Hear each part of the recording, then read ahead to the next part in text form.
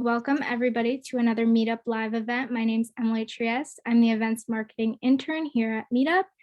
Today we are joined by special guest Shannon Kaiser, author of Joy Seeker, who will be sharing her signature teaching for finding unshakable inner peace, a complete guide to her most effective strategies for awakening your innate wisdom and stepping into your true power. You'll leave this session feeling aligned, calm, centered, and empowered, with a clear focus on your purpose and passion. You will know how to embrace each moment and make the most of your life as you live with more joy. So before we get started, we're just going to do some quick slides. I'll just share the guidelines and the agenda. So this event will be recorded, but don't worry, you will not appear in the video. You can only see us. We can't see you. There is also a mute courtesy. Your audio will be muted. But if you have any questions, you can just submit them in the Q&A feature at the bottom of your screen, and we will be sure to answer them at the end of the event. There is also closed captioning available. To turn it on, just click on the live transcription icon at the bottom of your screen and select your preference from there. And for today's agenda, we're just doing quick introductions right now, followed by a workshop with Shannon. And if you guys could just get out a piece of paper and pen, just to prepare for her workshop, and then we'll do a quick Q&A session at the end. So just to intro Shannon, Shannon is the bestseller author of 5 books on the psychology of happiness and fulfillment, including #1 bestseller, The Self-Love Experiment, and Find Your Happy Daily Mantras, Joy Seeker, and a forthcoming book, Return to You, coming April 2022. She is also the creator of the Unshakable Inner Peace Oracle cards. She is an international empowerment coach, celebrated spiritual teacher, inspirational speaker, and self-love leader. Her work has been recognized in media outlets across the globe, including Australian Vogue, Women's Health, Health, Entrepreneur, Spirituality and Health, Mind, Body, Green, The Today Show, and more. You've done a lot. I can't wait to see what you have for us today. And I won't take up any more of your time. So you can just go ahead and get into it, and I'll be back for Q&A at the end. Awesome. Welcome, everyone. Hello. I see we are calling in from all around the world, and that means we are here. We are committed to joy. And this is going to be a powerful session. I call it the power hour. So get comfortable. I saw in the chat, some people were like, what do I need to prepare for? Sometimes we get a little anxious. Sometimes we get excited. All of that is really, everything is exactly as it should be. What I'm going to do today is I'm a life coach, an international empowerment coach. I'm also an author, a workshop leader, and a retreat leader. So I'm bundling all of that into what I call the power hour. So we're going to have part workshop, part lecture, part lots of tools to help you not only feel more joy in your life, but step into truly the most authentic, excited, alive version of yourself. Because everything that I do, whether it's the books or the retreats, it comes back to my purpose is to help you live with more purpose. I am here to help you feel a deeper connection to your life through joy and meaning. And so how we do that is different for everyone. So I like to give different tools, whether it be a mantra, whether it be a journal prompt. So if you have a pen and paper, it's a good time to just maybe have that. But I'm going to give you a lot of resources that you can not only apply, because here we are ending the year, we have a few more weeks, and joy is possible for us as we enter in the holidays, but sometimes it's a stressful time.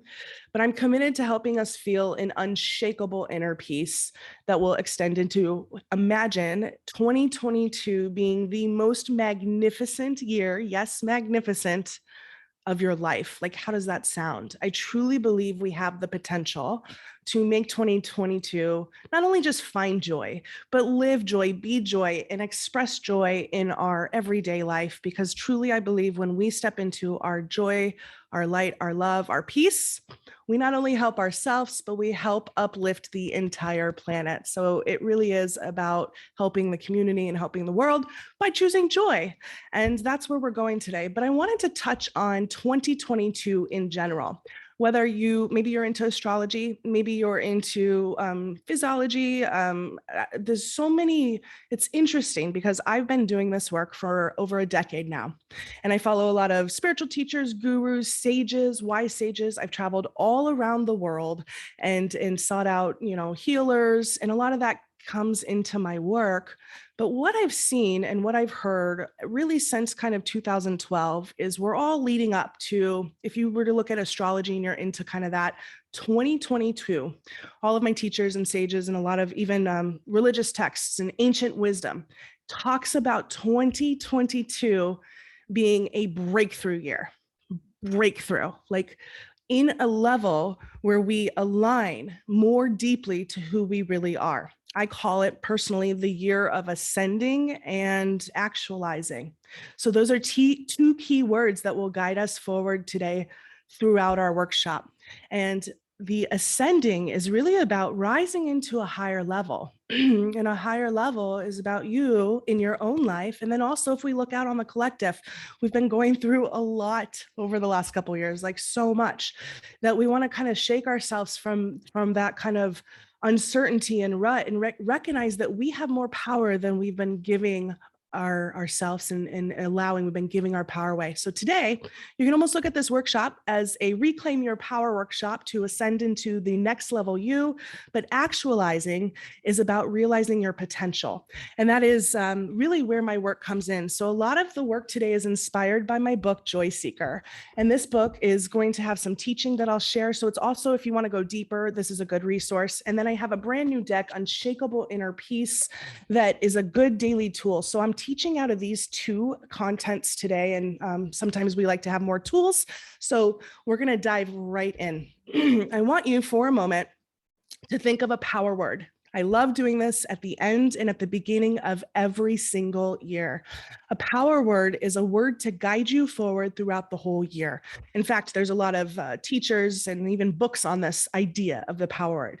So I'll give you an example. A couple years ago, it was like 2019. I said, my power word is going to be authenticity. I'm going to be authentic in the year. I'm going to just, yes, it's going to be such a beautiful year, because that sounds like a wonderful word. However, flash forward into the year, it was one of the most turbulent, stressful, overwhelming years of my life.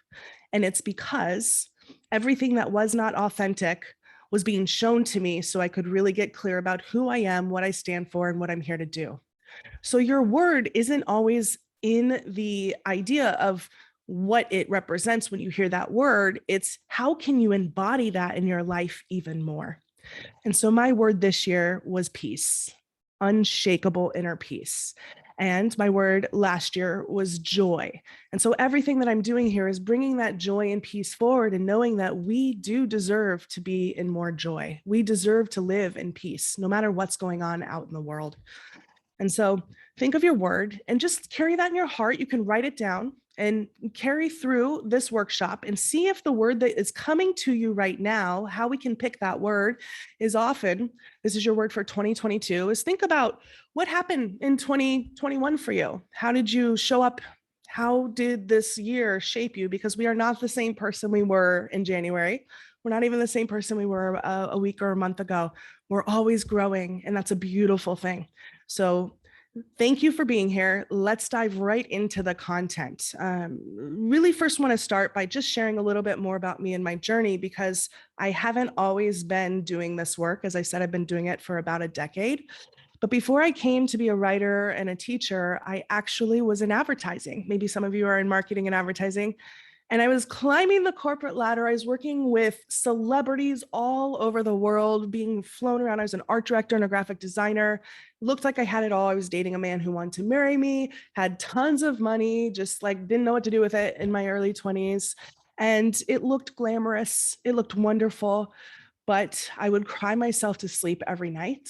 I was addicted to drugs. I was silently suffering from eating disorders, and all of my relationships were very toxic. And I hated myself. I could not look in the mirror and say one good thing about myself. And it was interesting. One day I went into work, and one of my coworkers was tapping, like in the cubicle, putting a picture up of him and his fiance.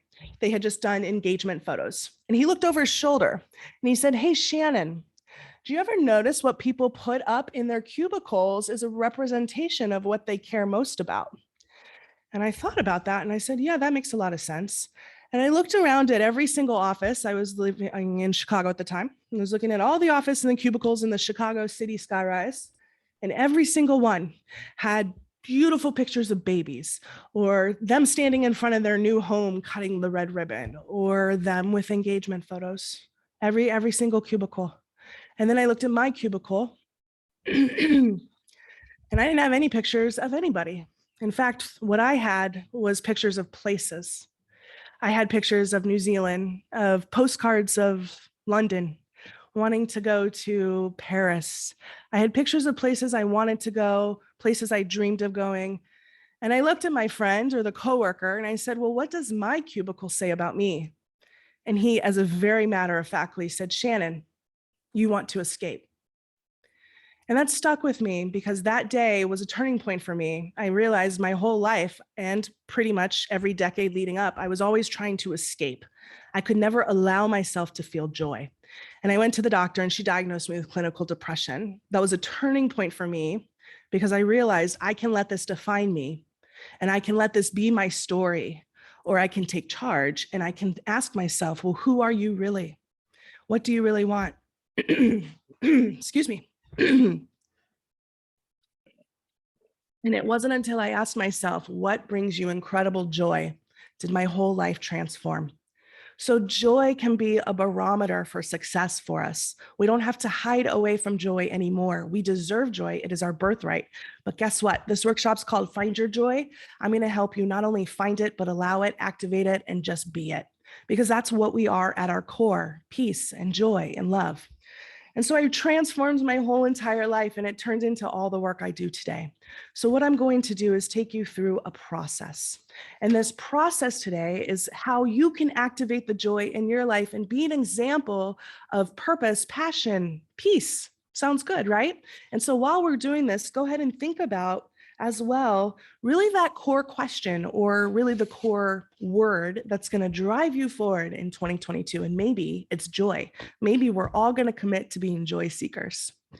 So what I'm going to start with is the first 3 barriers that really block us from joy. And then I'm going to take you through a 3-step with 4 bonus, if we can get to it, bonus of step-by-step activation of how to live and be a true joy seeker in your life, but ultimately how to live with an unshakable inner peace. But we have to look at the barriers. We can't just jump in. And you've probably heard things like be present. That's how you be joyful. Meditate more, go on a spiritual journey. All of that is great, but I really like the tangible and tactical. And what I often feel blocks us is the barriers in our mind that we don't even know. So we have to look at what's blocking us so we can disengage, revise it, and have a perspective shift. Now, if I were to ask you 3 years ago, 4 years ago, what's blocking you from joy? You might say something different than today, but I'm going to ask you today to think in your heart, well, why is it so hard to be joyful right now? And a lot of us will kind of come back to one of these 3. The joy buster, I call it a joy buster, if you will. Number 1, and one of the barriers to bliss, if you will, number 1 is we expect things to be different than they actually are. We've heard it all the time. Even Tony Robbins says expectations I think there's a famous quote. I don't think it's Tony Robbins, but expectations are the root of evil. Shakespeare said that. So expectations definitely rob us of our joy. We hear this all the time, but what does this really mean? When I was doing research for my book, Joy Seeker, I like to write my books when I'm traveling. So I became a travel writer after I left advertising. I love traveling. I asked myself, what do you love? I love joy. What brings me joy? I love to travel and write. And I've created a whole career to help people. So it's about aligning with you. And that's where we're going today. But from this place, when I was doing research on expectations, I came across what's called the Paris syndrome. You can even look it up. It's a real syndrome. Paris syndrome is a syndrome that actually, anybody who's in Japan, maybe you've heard of it, it actually affects Japanese tourists. And it's where mostly they started to document and see that a lot of Japanese had real kind of grandiose expectations of going to Paris, the city of lights, like walking with their lover down the street, eating Nutella and baguette and the Eiffel Tower above them. It was just this beautiful romantic vision. But what would happen, the Paris syndrome, is when they would get to Paris, they would be so let down that it would actually cause an extreme frustration in their demeanor, sometimes depression, sometimes even suicidal thoughts. And this is because their expectation of what it would be did not live up to the reality. So think about that. The Paris syndrome is one syndrome that happens in tourists, but really I feel we all have a Paris syndrome in our life. We have some part of our life that feels like it's not being met. We had expectations. We wanted to be in a better body. We wanted to have more money. We wanted to not be in this crazy worldwide situation. We don't understand why we're in it. And so our expectations become the focus on how they're not being met. And so what we want to do is just look at where in your life have you been feeling let down? Where in your life are you feeling perhaps overwhelmed? These are the indicators of where perhaps the expectation of what you thought is not being met. And, it is about turning the expectation, and this is the Tony Robbins quote, into appreciation. The fix really is to recognize that, and I often say the joy is in the journey, and that is the real reward. This is kind of a process, and that's part of a Chinese proverb as well. The joy is in the journey. And so when we start to be more in the journey, instead of expecting the things in our mind to match up with what is, then we're no longer resisting life. We're no longer pushing it at arm's length. Instead, we invite it in. And that is where the joy-seeking experience starts. That's where true inner peace starts, by inviting life in instead of resisting it and saying, I don't want to participate. I'm not wanting to be part of this experience because it doesn't match my expectation. And then we blame ourselves. And then it gets into this big, overwhelming kind of ouching factor. So what we want to do is turn back to gratitude. Maybe you have a gratitude practice. I'm sure if you are here on this workshop, you've probably heard of the gratitude practice, but I invite you between now and the end of the year to really start to ramp up what you appreciate. Turn that expectation into wonder, turn it into appreciation, turn it into joy, by appreciating what is going well. I say celebrate the little victories. What is going well in your life? And it could be as simple as taking moments each day to focus on the joy. I call them joy bubbles, joy moments. Sometimes if I get overwhelmed, I'll immediately stop everything, go cuddle my furry friend, call a friend, have a list of things that really inspire you and bring you back into the moment. So number one, we expect things to be different, but how we can fix that is turning our expectation into appreciation. So I'm going to move into the second barrier, and then this will also help us get more clear. So I want you to think if this one relates to you as well. We often let the world tell us who we should be. And in other words, we give our power away. Now, I'm starting here because this is what I see in my life coaching practice, of course, and in doing seminars over the past decade. The number one thing is, and this is what was happening for me when I was depressed in advertising, I was listening to what the world said it needed of me. Get a great job, find a man who wants to marry you, work for celebrities, check, check, check. But at the end of the day, my soul was missing. I was so out of alignment with self. And I believe this happens to all of us. In fact, there's moments in our childhood where we split away. I'd like you to think about a time in your life where you were in so much joy. Let's try to revisit maybe a time before you were 10 years old. A time where you were just in so much love of life and doing you at your fullest. Before the world told you who it should be, before the world came at you, before anyone told you that this is not appropriate. And just think about who you were, what you were doing, what are the expressions of that moment. For me, interesting enough, I have always been a very optimistic person, which helps in the type of work that I do now. But growing up, I was bullied a lot for it. And I will date myself here as an 80s child. In the 80s, there was a song that came out called Don't Worry, Be Happy. And I remember when it came out, I just felt so happy. It's by Bobby McFerrin. And it's like, in life, you have some trouble. When you worry, you make it double. Don't worry, be happy, right? So you probably know the song because they play it a lot still. When that song came out, I put it in my little Walkman pocket rocker and started bebopping around the recess kind of playground. I was in bliss. Not only was I dancing, which I love to do, I was singing, which I'm not very good at, but it was fun for me. And I was just activating joy. I didn't have a care in the world. But the teacher came over and said, there's some students that are complaining. There's some kids that don't like the song. It's staying stuck in their head. And honestly, this is inappropriate. So she took my Walkman, my pocket rocker away and said, you can get this at the end of the week. And, she basically said, you can't sing and dance. And at that moment, I was so confused because I was just being me. And I learned in that moment, split right there, that in order to be accepted, in order to be in this space with everyone else, I can't be who I really am. They don't understand me. I felt so alienated. And so that carries with you. And the part where you split away because someone said, you're too loud, don't do that, sit down, these stay with us as adults. And so what we want to do is reverse this and recognize that you deserve to be who you are. It's just perhaps you were not in the right environment. And so we live in this school called planet Earth. I like to look at Earth as this big school, and we get lessons. And each time we have lessons of activating love and joy or falling into fear and shying away from who we are.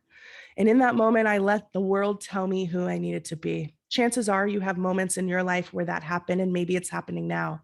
Right now, we're living through a huge kind of, if you will, life kind of collective experience where the world is telling us what we need to do.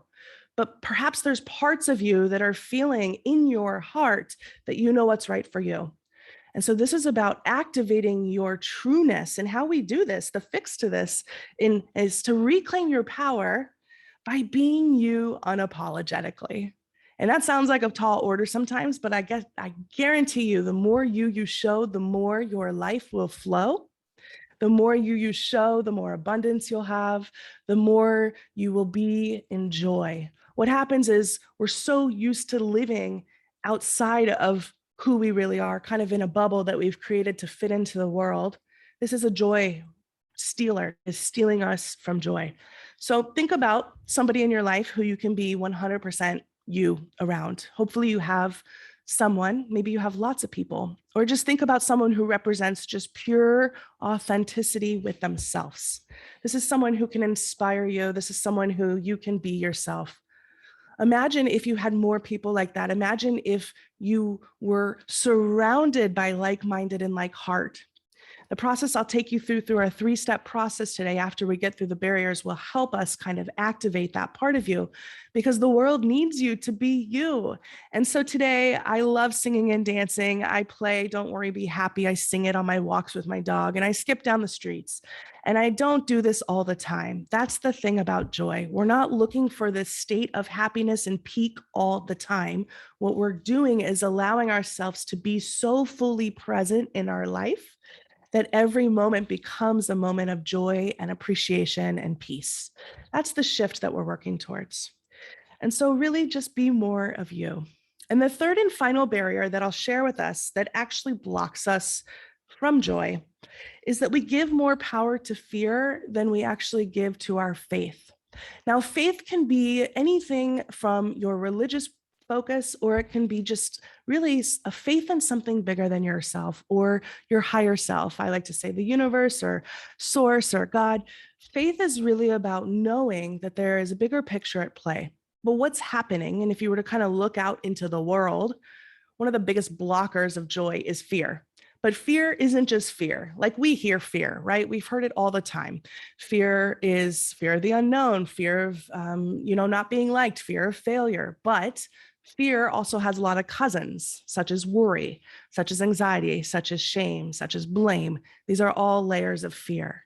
And chances are many of us have been existing in these places. We've been so worried about the world, so worried about maybe feeling helpless. I know for me, I've dipped in and out of that. And in fact, last year I went through what I call the doomsday kind of prediction rabbit hole. And it's possible you guys have, or you've heard of it, or you know people who have. When everything started happening, I just wanted to protect myself and kind of stay ahead of everything. And that's what our ego does. Our fear comes in to try to tell us that if you worry about something, you'll be safe. So, because if that thing that happens that you're worried about, then you've already predicted it and you've kind of protected yourself. So our ego is the mastermind of trying to protect us. That's it. We don't have to look at our ego as bad. It's just a protector. But when it rules all of our decisions, that's when we really fall out of joy and peace. And so I was in this doomsday prediction a couple weeks, in 2020, where I was just like looking at all the things that could go wrong, the earthquakes, tsunamis that were long overdue, everything from corrupt governments to like planes crashing. It was like this doomsday. And even my social media started to reflect it. It was like YouTube documentaries were coming at me and I was in it. And it wasn't until I got out of my own bubble and met with my friends. We went to brunch one morning and we were all like, hey, how are you? And I sat there and I said, I have had extreme anxiety. I didn't even realize, but I go to bed every night holding my breath and then letting it go, thinking, oh my God, we made it through another day. Here I am, a teacher, a coach, writing books on all of this, but I allowed the fear to come in and penetrate me. And it wasn't until I looked at their eyes and they kind of were like eating like, okay. Like you've gone cuckoo crazy, lady. Like you're ludicrous, like not even the cool rapper kind. Like that's the look they had on their face. And I was sitting there and I was like, oh my God. And I saw in the reflection that I literally had gone cuckoo crazy in doomsday predictions because fear had taken a hold of me. And it was only for about 5-6 days, but it was enough to take me out of my focus. The world is going to do everything it can to try to take your attention. The outside world, there's the media, there's social media, there's friends. It is up to us to reclaim our power. And it wasn't until I saw them, I felt like I was a caged animal and they were all like, outside looking in at me like, oh, that poor girl, she's trapped. She's trapped by fear. And this is what happens. And so I want you to look at the layers of your fear. It could be as in a form of worry or anxiety, or it could be in a form of just boredom. It could be in a form of overprotection, trying to take care of everyone else around you. So we're going to go through a process of the 3-step process to really help us break through. Now that we have the barriers, see which one you identify with, which ones maybe resonate more than others.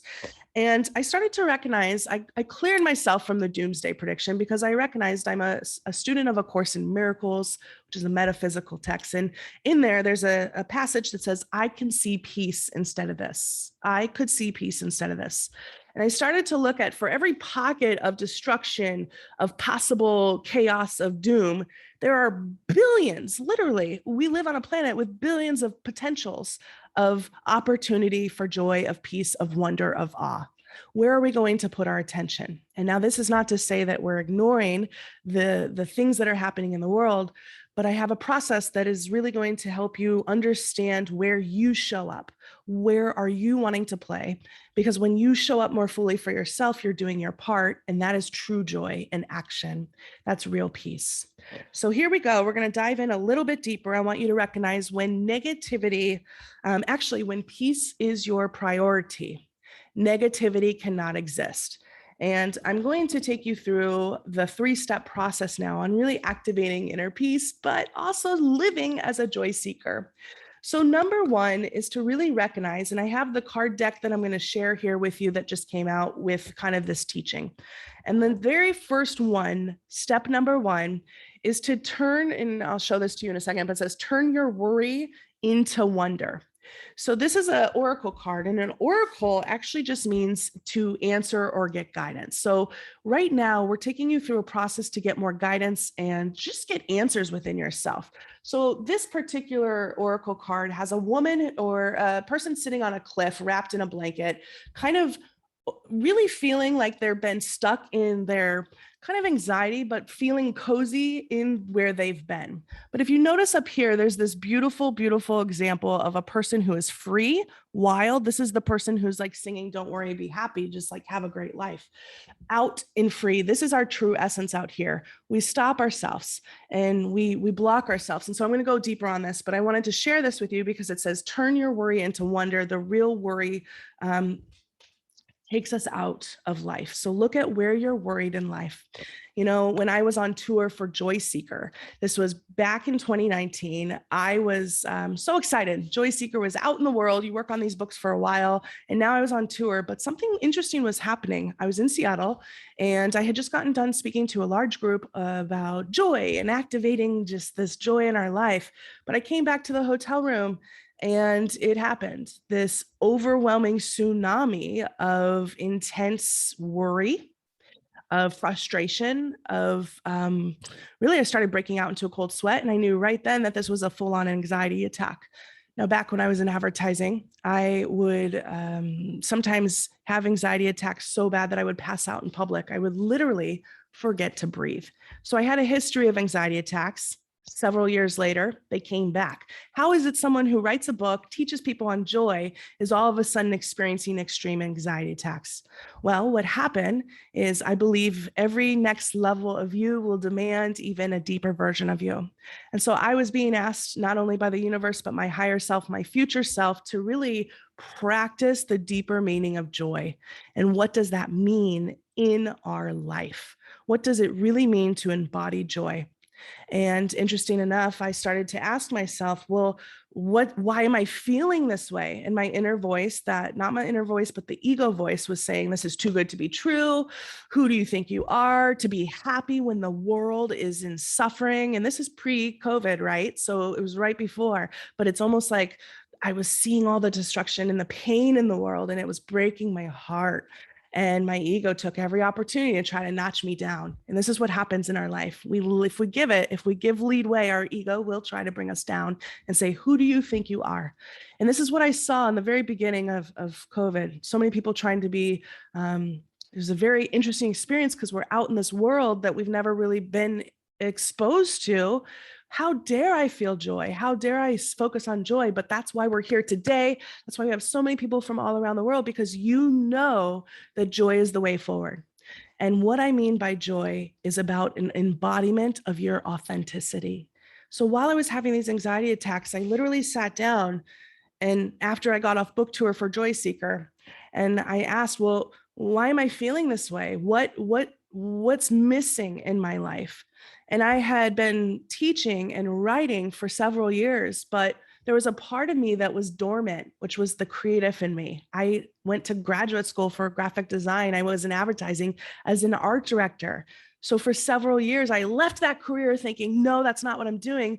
But there was a part of me that needed to create. So I literally sat down, started to open up my Photoshop and design these mini collages. And these collages started to be these beautiful kind of experiences that took me out of my own internal chatter and pain. And as I was doing them, I realized I was creating my own oracle deck. And as I was doing that, these actual pictures and these little different kind of beautiful adventures were my daily practice. I would open them daily. I would print them out. And then my inner voice in meditation one day said, Shannon, this needs to be an oracle deck. This needs to be out in the world. And so Unshakable Inner Peace is about us finding the tools that work for us. But what I'm getting at with this story is I was in such worry, and I had to turn it to wonder by activating the parts of me, the skills, the talents, the natural parts of me that wanted to be expressed. And so now I have this deck that's out in the world that I've graphic designed and wrote the booklet for.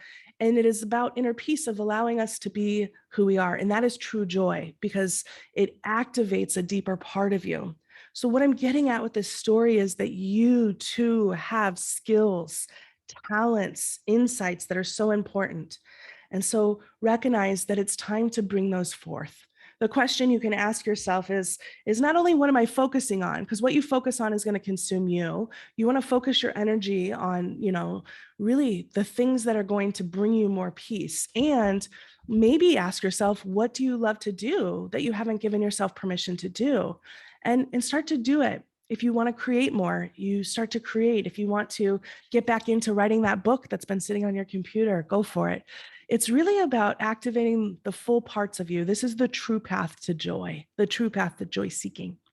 So that's part one. And what I'm going to get at is to really recognize that we turn our worry into wonder by looking at the wonder of life and being more in the experience and doing more of what we love. So, what is it you love?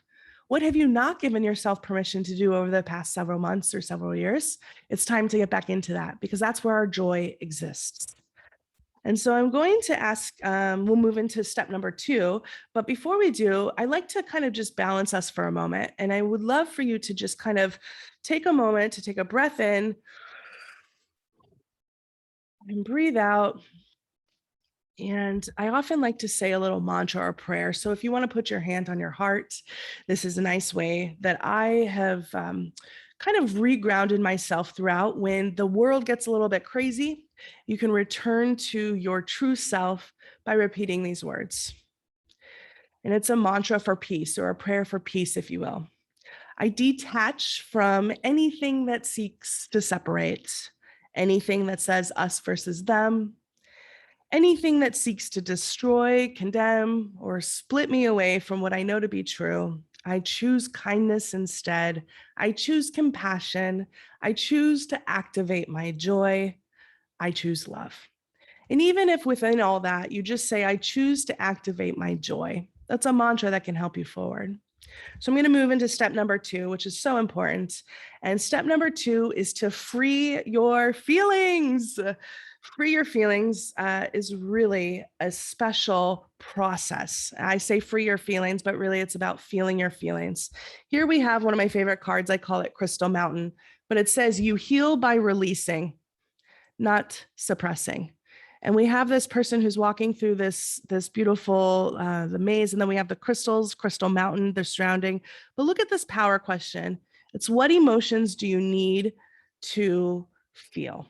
So often our emotions get shoved into parts of us that are really, we hide them away. We're afraid to feel the sadness, or we're afraid to feel, a lot of the times, the good feelings. We're afraid to feel the joy because we live in a world that's really chaotic. We're afraid to feel happy when everyone around us is suffering, or we're afraid to feel the frustration and sadness because that's not what spiritual people do, or people on a personal growth path, or people who show up to workout shops like this. So the judger comes in. And so what we want to do is stop judging ourselves for judging ourselves. And we often have the shoulds that block us, and the should do this. Well, it's really about shifting and feeling your feelings. I'll give you an example. In 2020, I'm just outside of Portland, Oregon myself, and maybe we have some other Pacific Northwesters. There were some wildfires that were going on at the 2020 in the fall. They were so intense and devastating that for some days we had the largest, it was actually the worst condition of air on the planet. And some days you would look out and you would see this like blood orange sky. The air quality was so bad because of wildfires. And we don't get that up here. It's usually a wet climate. So it was very catastrophic. And, if you're in a natural disaster, it's very hard to kind of feel joy. Like, it's impossible. How can I be peaceful when my survival is at threatened? But interesting enough, when I was looking out into the world and people were wearing the like really intense gas masks, we were also during a COVID lockdown. It was so intense that I remembered the ancient, it's an Indian proverb, if you don't go within, you go without. And I remember literally realizing we can't go out into the world. So I have to go in. It's time to go into our heart and go deeper. And the true joy goes into allowing yourself to feel the feelings. I was resisting the feelings. I wasn't letting myself feel the frustration and the sadness, but I allowed myself to.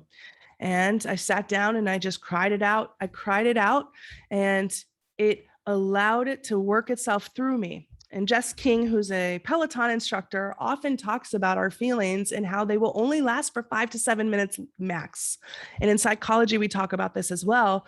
your feelings, we think they're going to be permanent, or I can't feel that sadness or that shame or that frustration because it's going to just engulf me. But the truth is, as soon as you allow yourself to feel it, you let it process and move through you. And then you get to inspired action.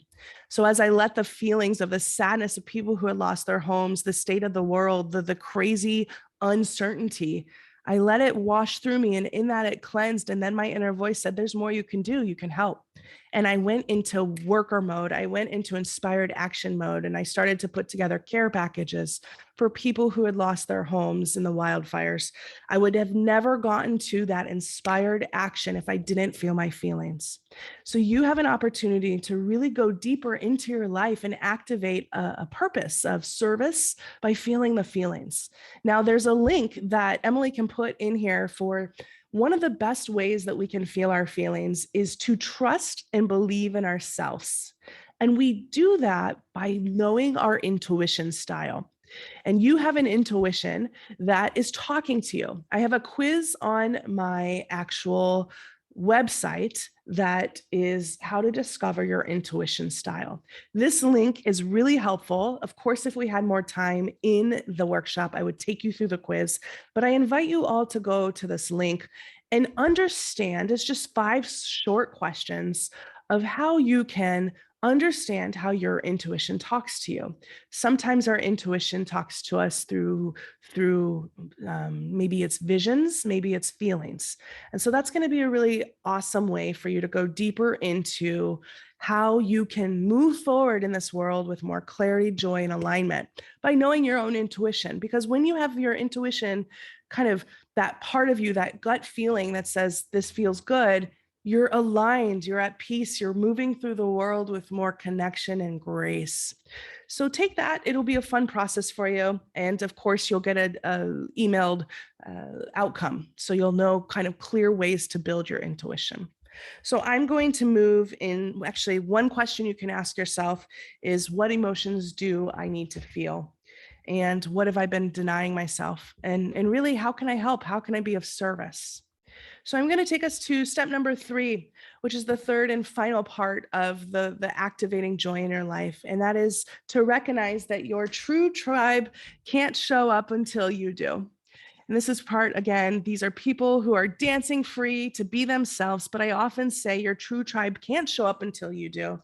And this means that you have skills, talents, and parts of you that want to be expressed in the world. So how do we step into 2022 with more peace and more joy? How do we find joy?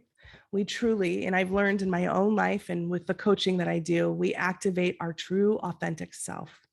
And just to share kind of as we close down this process, I do coaching and empowerment coaching where I help people grow their business and take their passion to the next level. And I had one client, and I always remember this because she came to me and she was successful in her business, but not fulfilled.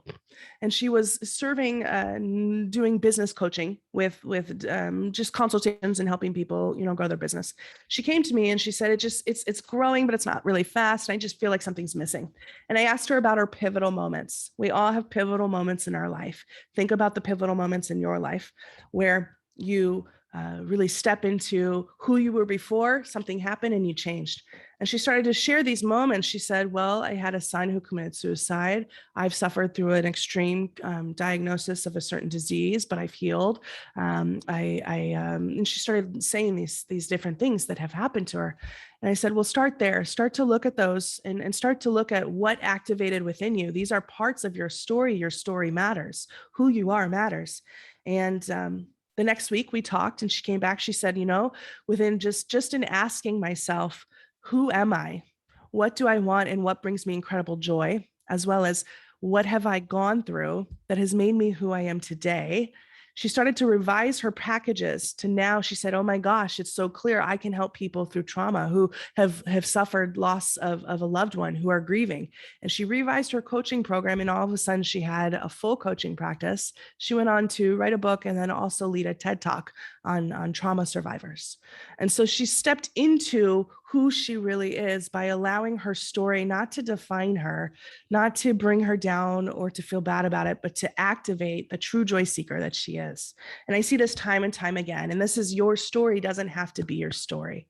And so I recognize that all of us have different experiences, but true joy, of course, we can meditate, we can go out into nature, we can, be with friends and loved ones, but true joy comes back to you being your true self in this world and living from a place of authenticity.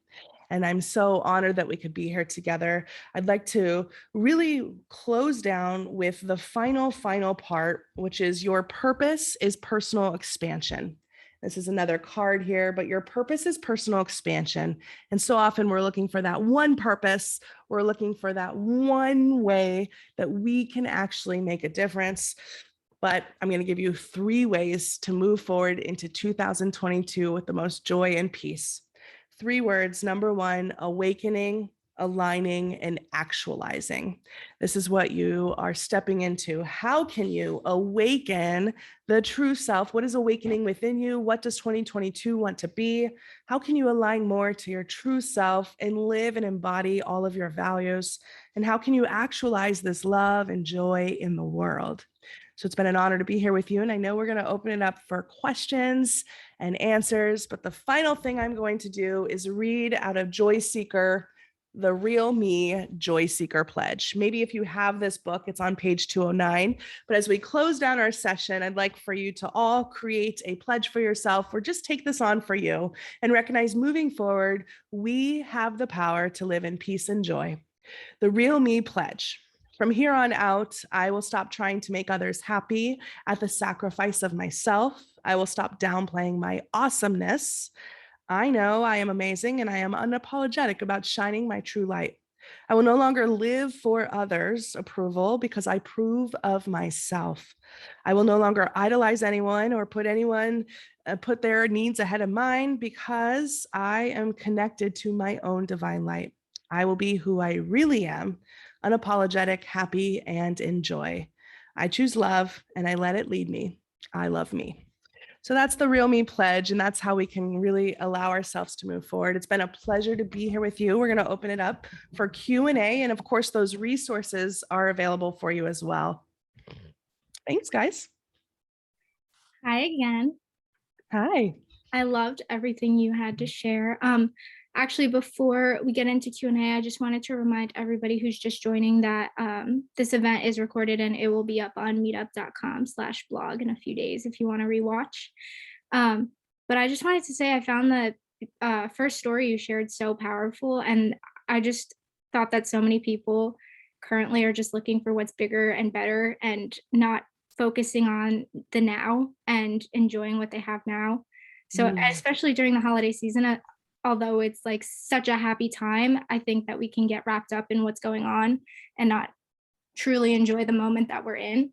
So I love that we're doing this now too. Thank you. That's a good time for it. As we close out the year and then welcome in the new year. And everybody can start off on the right foot.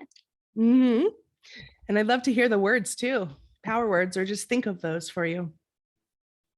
So we have some questions.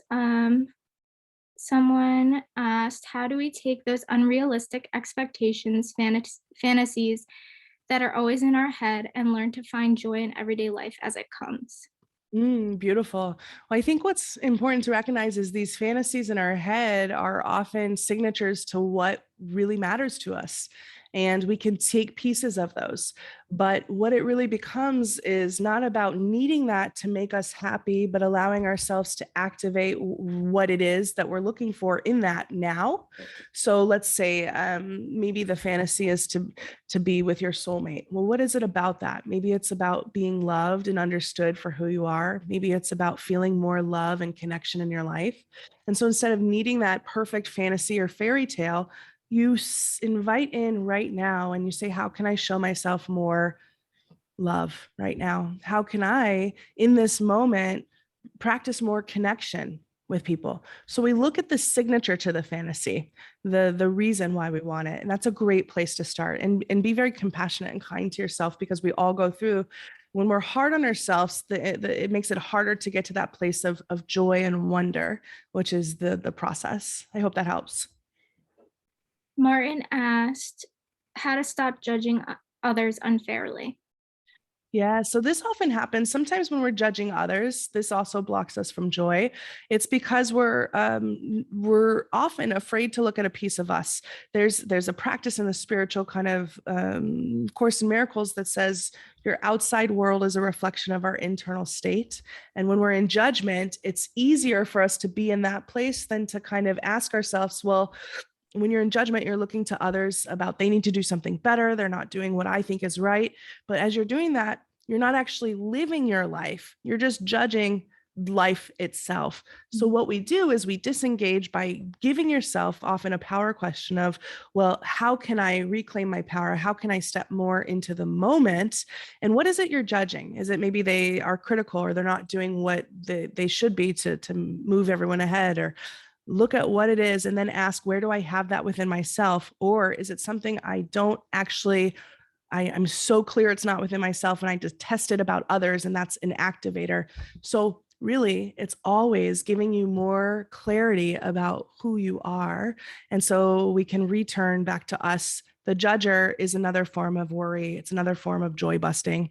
It's not bad. We all have it. It's the ego in control. So just say, I see you, but I'm going to choose joy today. I love that. Someone else asked, how do we discover what brings us joy after a lifetime of people pleasing and being a chameleon? I don't know the real me. Yeah. And you're not alone. In fact, that's why this workshop's here today. So thank you for that brilliant question. There's a lot of things we can do. The first thing you can ask is, when is a time that I felt alive? I felt connected. I felt maybe free to be me. And sometimes it takes a little work because we block out parts of our childhood. But when we people please, and I talk about this in the book Joy Seeker as well, there's a whole chapter called The Good Gooder, about people pleasing and how we do that because it's a way for us to get love. And when we please, we're basically giving a need over. We want to be loved and needed. And so when we help others and please them, we are doing it at the sacrifice of self. So there's a lot of ways to start. The very first one is to just be compassionate with yourself and say, I'm willing to live my life in new ways. And that in itself starts to shift you into a place of recognizing, what is the block? Is it that maybe you feel self-love is selfish, or who am I to really go after what I want? Like, the world's in a destruction, but that might not be your voice. It might be your mother's voice growing up. And so we have these beliefs and we ask, well, whose belief is this? Is this really mine? Or is this my teacher who told me when I was younger? So we start to massage and we work with those and recognize when we're asking so much of, how do I know who I am? I don't know who I am. I feel stuck.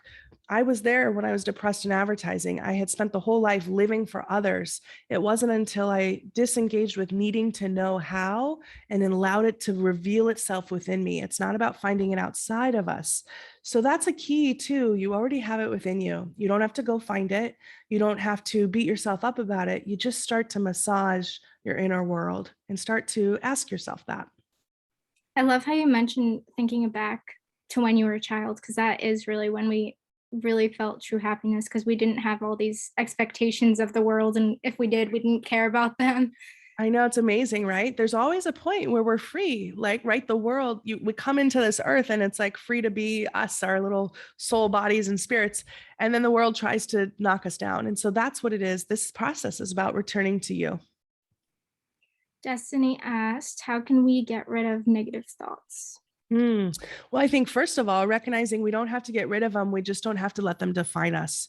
This is a big key. And one of the things I do in my coaching practice is start by looking at how often you're believing these thoughts. When we believe that these negative thoughts are ours, then they take us down. So first, start by separating. Maybe you can name your negative thought part of you, the ego, like a name. So it starts to separate it. I have someone who's like, negative Nancy's back at it again, and her name's not even Nancy, but it's like she separates. So when the voice comes in, she starts to realize, oh, that's not actually my negative voice. That's not my truth. That's just the negative part of me that is trying to bring me down. So start there. But I think when we try so hard to get rid of stuff, it stays. Maybe you've tried with anything, whether it's like, I'm trying so hard to lose weight, or I'm trying so hard to get out of debt, what you focus on. So instead of focusing on how you can get rid of these negative voices, start to focus on celebrating you. What can you do to bring in more love today? How can you start to see, hey, this is a joy moment right now? And that will be a great place to start. I love that. I've definitely noticed if you focus on something too much, sometimes it doesn't work out the way you want. I know, right? Dave asked, I feel like I need a significant other in my life. How do I learn to live in my joy without one? So beautiful. Well, I think it's a beautiful thing to want, because what it represents is you want love and you want to be recognized in a partner. So again, I would look at, what is it about the significant other? Of course, it's companionship. It's maybe being seen for who you are and loved unconditionally. And maybe you didn't get that, and maybe we don't get that growing up. And so it's a need that you're trying to fulfill based on something you didn't get in your past. What we can do is, again, start to see right now that you have the love within you, and you start to activate a joy life. And when you live from this place of, I don't need this other person, then I can feel better right now. That person comes so much easier, because it's not this, I need this to complete me, but instead I'm living a life that is of joy and integrity to me. So I want someone to be a part of that as well. And so you're in a beautiful place because it shows what you care about. It's a beautiful thing. I hope that helps. Lawrence asked, your energy and positivity really resonates with me, but so often I find my own energy dulled when it's not reciprocated or met with rejection. Do you Mm. have any tips for resilience and remaining authentic in the face of adversity slash negativity? Yeah, thank you, because have been there too. And what I will say is, again, your true tribe shows up when you do. I think a lot of the times we've been living in a world where we've been existing as half versions of ourselves, and we start to show ourselves around the people, and they react. When I first left advertising, there was a lot of backlash. I even had some people start an I Hate Shannon club. I kid you not. And these were my friends. And it was because I was no longer into drugs, and I was no longer into complaining, and I was reading self-help books, and I was starting to write. But I had to pull myself away. And I truly, what it comes back down to, a tip for you to be resilient, is to recognize that you do have people of like mind and heart. Today, I'm surrounded by people who I know love me for me. And I feel more uplifted by my community because I'm able to be me. And so there's always a passage. It's like a passage of you breaking away from what was that masked version of you. And that's the uncomfortableness. But as soon as you give yourself permission to keep going, there's this wonder and beauty and awe. So I would suggest really focus and work with the universe. Even ask, here's what I would like. I'd like to be surrounded by like-minded heart, like people. I'd like to maybe work with coaches who I resonate with. I want to find books. Start to activate maybe your future self, the guidance, and this will be a great way to move forward. So you got this. I know it can feel very scary at first, but the more you do it, the more you realize this is where joy is. This is where it is. To be in a world that is telling us we need to be someone, it's like, no, actually, I'm going to be who I am and let the world adjust. So we have just two more questions. Lori asked, what if you don't have a memory of pure joy and love and have lived a life of fear right from the beginning? Mm. This is really important too. Thank you for that question. I think reframing the question to say, when is a moment that I felt safe? Because when we're in fear, a lot of times we don't feel safe, and maybe you didn't feel, as soon as you popped out into the world, there was a lot of trauma. And so there can be access in your life points, access points. And it could be maybe just sitting here watching this workshop today. It could be maybe just waking up and going through a gratitude, or finding a book at a bookshelf at a bookstore. What you can start to do is start to go deeper into wider. Instead of like, I can't find that moment of joy, go into your whole life and start to say, well, what do I appreciate? I've been living in a life that's been very fearful, but it's in these moments, are there parts where I can allow myself to just have a moment to be? And that will give you more clarity as you go deeper. I hope that helps. Last question. Someone asked, can you talk more about how to choose a word of the year? Yes, I can. So for this, I think the best way is to really just go into your heart and ask yourself, what do I want more of in my life? What would make me feel more alive, more excited, more connected? And I often think that the word that comes to you is usually the word that wants to be. You don't have to think your way into it. And the final thing I wanted to do was pull a card for everyone from my deck to lead us through. And this might actually help with anybody who has any questions still lingering, but also with your power word. So, how can we best, you just shuffle the cards. This is anything that just kind of pops up. But interesting enough, this is really important. So this is also kind of tied to the last person who just asked that question. This question is, what is has no bearing on what will be. And this is a woman who's falling gracefully, but she's protected. And she's really, there's some sacred geometry, but I'm showing this card because this is, of all this, the universe picked of all the messages. This means that what we're going through right now does not have to determine the future. It doesn't have to determine. So, what you've been through and how you've lived your life up till now doesn't have to decide your fate. And what we want to do is ask our question. This is the question that how you get your power word and how you live in joy is, what does your ideal life look and feel like? I ask everyone on this call to really go into your heart and say, what does my ideal life look and feel like? Don't be afraid to give yourself permission to dream. And in that expression, we start to activate joy and authenticity. I hope that helps for you guys. Thank you. Thank you, Shannon. And thank you, everybody, for joining us. I really appreciate you being here and sharing your insights with us. We just reshared the book links and the link to the oracle cards in the chat. And just a reminder for everybody here that you can view a recap of this on our blog at meetup.com/blog in a few days. And thanks again for everybody who joined us, and happy holidays. Happy holidays. Thank you. Bye.